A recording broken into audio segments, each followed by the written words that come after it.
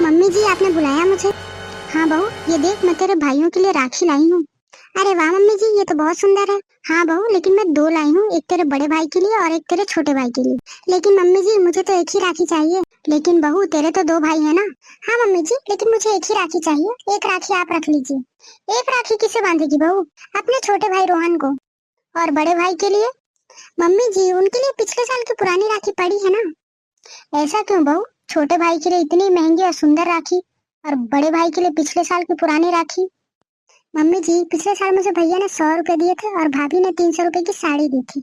आप बताओ, पिछले साल मैं इतनी महंगी राखी और मिठाई लेके गई थी, और भैया भाभी ने मुझे सस्ते में निपटा दिया। मैं वो साड़ी और पैसे उनके मुंह पे मार के आई थी पिछले साल। बहू, वो तेरा बड़ा भाई है, तेरे बाप समान है। उसने तेरे और तेरे भाई का खर्चा उठाया है, तुम दोनों की शादी करवाई है, और वैसे भी कुछ महीने से उसके पास जॉब भी नहीं है। उसने तुम्हें पढ़ाया लिखाया है, माँ बाप की तरह प्यार करता है, और तुम लोग को क्या चाहिए? मम्मी जी, आप तो शांत ही रहिए। आपको कुछ नहीं पता मेरे मायके के बारे में। मेरे भैया तो हमेशा से ही ऐसे हैं। लेकिन इस बार की राखी में देखना, मेरे छोटे भाई की अच्छी नौकरी लगी है, और उनकी शादी भी बड़े घराने की लड़की से हुई है, और वो भाभी भी मुझे बहुत मानती है। आखिर माने भी क्यों नहीं, उनकी इकलौती ननद हूं मैं। इस बार तो गिफ्ट्स की लाइन लग जाएगी। लेकिन बहू, तू ये भूल रही है कि आज तेरा छोटा भाई जो कुछ भी है, सब तेरे बड़े भाई की बदौलत है। मम्मी जी, अच्छा होगा अगर आप मेरे मायके के मामले में कुछ ना बोलें। आपको कुछ नहीं पता मेरे मायके के बारे में। ठीक है बहू, मैं कुछ नहीं बोलूंगी तेरे और तेरे मायके के मामले में। लेकिन याद रखना, अमीरी और गरीबी हमेशा एक जैसा नहीं रहता। माफ करना भैया, इस बार नहीं आ पाऊंगी। लेकिन छोटी, तू पिछले साल भी नहीं आई थी, कम से कम इस बार तो आजा।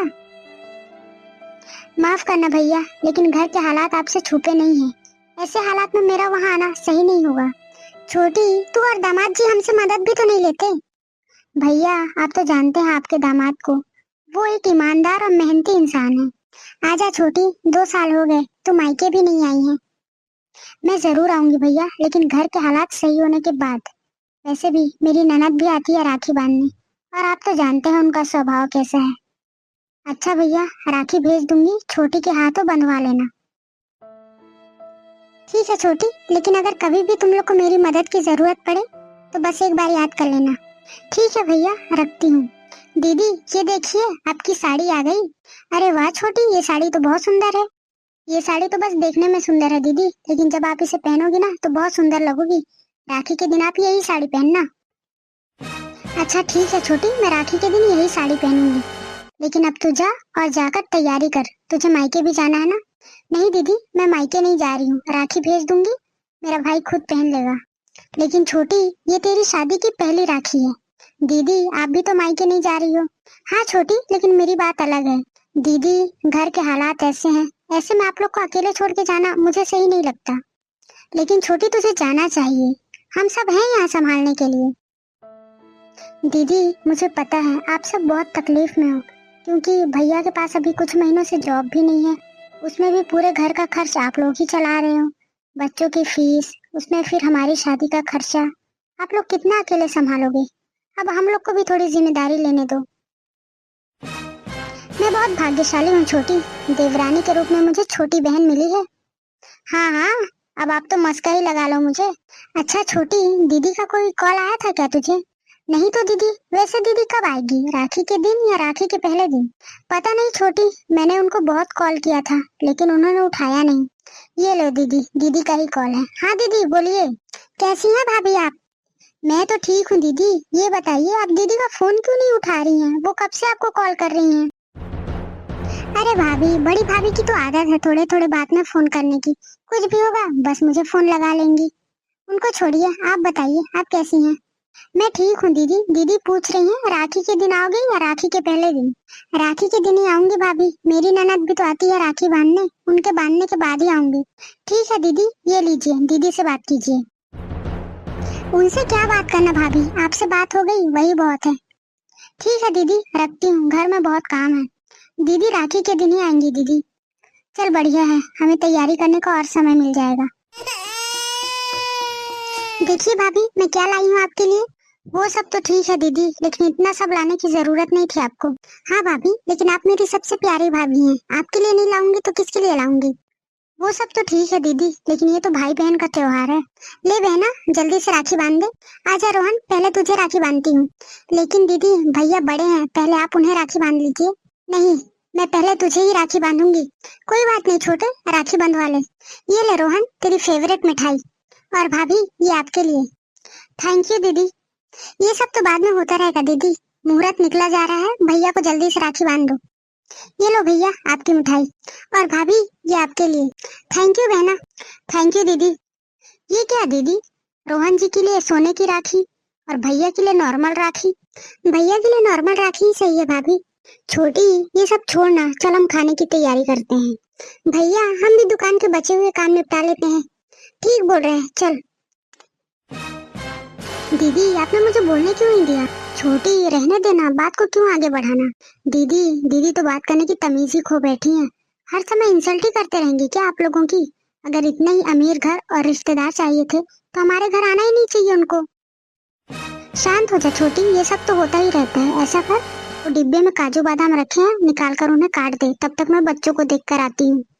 ठीक है दीदी, लेकिन उस बदतमीज से जरा बच के रहना। क्या छोटी, तू भी ना। अरे भाभी, आप ये क्या कर रही हो? कुछ नहीं दीदी, बस काजू बादाम काटना है। आप बताओ, आप कैसे किचन में आई हो? मैं तो बस आपको देखने आई थी भाभी, सोच रही थी कि छोटी भाभी के साथ कुछ समय बिताऊं। लेकिन आप तो काम कर रही हो। ऐसा भी नहीं कि ननद आई है तो उनको भी समय दिया जाए। दीदी, आप बाहर बैठिए ना, हम आते हैं। वैसे आप अकेले क्यों काम कर रही हो? बड़ी भाभी कहाँ है? वो बच्चों को देखने गई हैं। भाभी भी ना बहुत चालाक है, और आप उनकी चालाकियां समझती ही नहीं है। वो आपको काम में लगाकर खुद आराम करने चली गई। आप गलत समझ रही हैं दीदी, दीदी बिल्कुल भी ऐसी नहीं है। अरे दीदी, आप रसोई में क्या कर रही हैं? जाइए, जाकर आराम कीजिए, छोटी और मैं घर के सारे काम कर लेंगे। वो सब तो ठीक है भाभी, लेकिन आपको तो ये पता ही होगा ना कि छोटी भाभी कितने बड़े घराने की बेटी है। अरे उनके मायके में इन सब कामों के लिए नौकर चाकर होते होंगे, और आप इनसे नौकरों की तरह काम करवा रही हो। माफ कीजिए दीदी, लेकिन हमारा कितना भी बड़ा घराना क्यों ना हो, हम अपने काम खुद ही करते थे। हमारे घर में कभी भी किसी चीज के लिए नौकर चाकर नहीं आए। भाभी, आप नहीं जानती इनकी मासूमियत के पीछे की चालाकी। ये जैसी दिखती है ना, वैसी है नहीं। ऊपर ऊपर से ही भोली भाली है, अंदर से तो नागिन है, नागिन। दीदी जरा तमीज से, वरना मैं भूल जाऊंगी कि आप मेरी बड़ी ननद है। दीदी, आप बाहर जाइए ना, बाहर इंतजार कीजिए, हम आते हैं खाना बनाकर। भाभी, मैं आपसे कुछ कह रही हूँ क्या? भाभी, आप मेरे लिए और अपने लिए बाहर से खाना ऑर्डर कर दीजिए। आपको तो बाहर का खाना ही पसंद होगा ना? नहीं दीदी, मुझे घर का खाना ही पसंद है, स्पेशली दीदी के हाथों का खाना। वो इतना टेस्टी खाना बनाती है ना कि दुनिया का कोई भी मास्टर शेफ नहीं बना सकता। वैसे भी हम सब घर का खाना ही खाते हैं। अगर आपको बाहर का खाना खाना है तो हम ऑर्डर कर देंगे। नहीं भाभी, अगर आप घर का खाना खाएंगी तो मैं भी खा लूंगी। दीदी, आप प्लीज बाहर जाकर बैठिए, हम लाते हैं खाना। क्या छोटी, क्यों भड़क गई इतना? दीदी, मैं सुबह से देख रही हूँ इनकी बदतमीजियों को। सुबह राखी में भेदभाव, और अब आप में और मुझ में भेदभाव। हद होती है। ये ऐसा करती क्यों है दीदी? छोटी, पिछले साल इनकी शादी हुई थी, उसके बाद ये पहली राखी पर घर आई, और तुम्हारे भैया के पास पैसे भी नहीं थे। बच्चों की फीस, रोहन की पढ़ाई, दीदी की शादी का बहुत खर्चा हो गया था। हमारे पास कुछ भी नहीं था, फिर भी तेरे भैया ने 100 रुपए पैसे और मैंने भाभी की दी हुई साड़ी दे दी। लेकिन इन्होंने साड़ी और पैसे दोनों हमारे मुंह पे मारे और कहा कि आज के बाद से राखी नहीं बांधेगी। अच्छा, ऐसी बात है। लालच तो कूट कूट के भरा है इनके अंदर। इन्हें तो लाइन पे लाना बनता है, वरना ये हमारा घर उजाड़ देगी। ये लीजिए दीदी, आपकी राखी का गिफ्ट, एक जोड़ी चांदी की पायल और 2000 रुपए। अरे वाह भाभी, इस बार तो आपने बढ़िया गिफ्ट दिया है।